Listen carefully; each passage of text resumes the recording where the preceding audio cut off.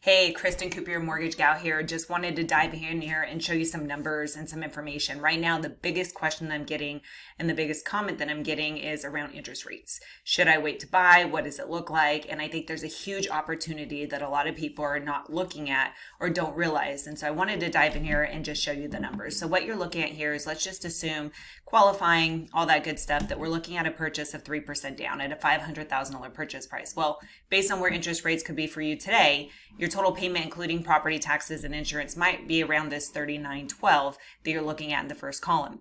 And if you put 20% down, maybe around $32.28. But let's take into consideration what could happen.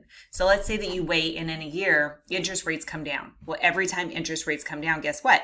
Property values go up. And that's because now you have more buyers in the market, more, supply and demand. It always works in the same, driving up prices. And for those of you that had looked, a couple of years ago when we were going through COVID and we had low interest rates, a lot of risks were gone for buyers. And one of those was that you had to put in over asking. They wouldn't even entertain an offer unless you were putting over what they were asking.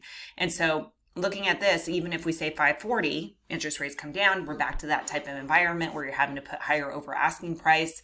And potentially have to come out of pocket with more money if it doesn't appraise. Let's just assume and be conservative and say 540. So in the same scenario, putting 3% down, let's say interest rates drop to 4.99, which is where we think we'll probably get back to the fours when rates drop. Let's say it goes to 4.99. Well, now your payment goes from $39.12 to $35.86. Pretty awesome, right?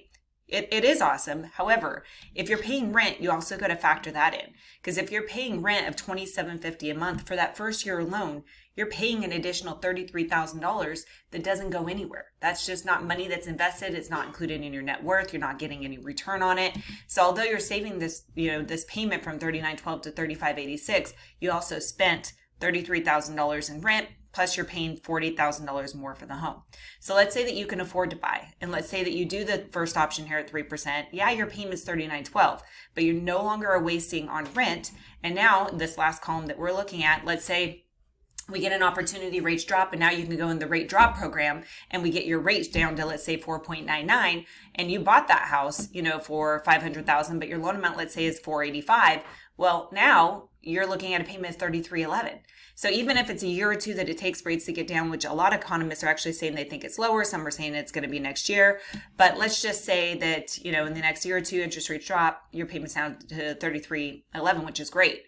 Whereas if you wait to buy, you're paying more for the home, you waste some money on rent, and your payment's even higher. So you got to look at all the facts and the data. Another thing is we really want to focus on net worth and wealth, right? So if you look at assuming you pay $27.50 for rent and a 5% annual increase of rent year over year, in 5 years, you would have paid $182,000 to nothing. That would have been wasted money. Versus if you buy in the 5 years, you now have $29,000 in net worth. Well, what that means is you paid down your balance $29,000. So now that's your equity. That's your money. That doesn't even take into account appreciation, which they're still forecasting that we'll have over a 4% appreciation rate this year. And then next year, probably even greater if rates drop. And then when rates drop, even greater, right? So looking at that option. And then if we're able to get your rate down, you can see even more that you're going to have a net worth. Now look at 15 years. 15 years. You're going to have zero net worth, meaning because you paid rent, if you pay rent, that's an expense. You have nothing, no net worth that comes from that. Versus if you purchase this home today, and even staying in the loan that it is, assuming rates didn't drop, you could see your net worth is, going to be about $543,000 with the 3% down. What would you do with that much money in 15 years, right? This is how we get to retirement planning and retirement building. Now, a lot of people say, okay, that's great, but let's look at the short-term effect.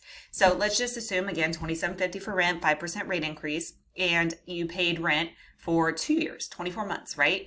Look how much you wasted in rent that you have applied to nothing. Versus if you go with the 3% down program purchasing, assuming those loan terms for 2 years, you now pay down the balance of $10,000. So instead of wasting $67,000, you now have gained $10,000. Even bigger spread, right? And net worth, not even taking into account appreciation. So you can see your net worth that you're looking at here is going to be, even greater. So your net worth, if you were to purchase in, net worth in 1 year, could be great. Because you're paying in the principal, how much you put already into the investment. And then this doesn't even take into account appreciation. So I think it's really important when you're looking at the idea of do I purchase or not? Do I purchase not today is a big question. But the bigger question is, when am I ready to take a little risk in order to get the reward? And what I mean by that is buying a home is a risk. Even though it's a roof over your head, there is a level of risk in any investment that you make.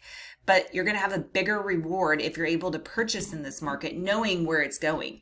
And so understanding the facts and that, I've been in this for over 20 years. I follow all the top economists. I watch all the data. I think it's really important to make an educated decision and understand where I am today. You're going to be able to afford the home. If we can qualify you, that means you're going to be able to, you may have to adjust some things, but whatever we can qualify, it's not a stated program. We can see what you qualify for. But you got to also take into consideration, you're going to have pay raises.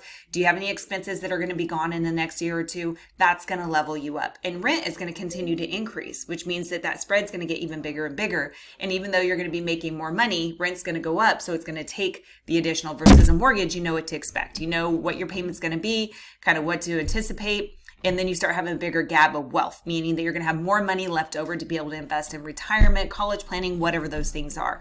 Call me today. Let's look at these numbers. I think it's really important that we adjust for you specifically, look at your rent. And some people, it doesn't make sense to buy. And I'm going to tell you that it doesn't make sense to buy and give you a plan of things to do to help put you in a better position. But for most people, huge opportunity for you to buy today. So give me a call.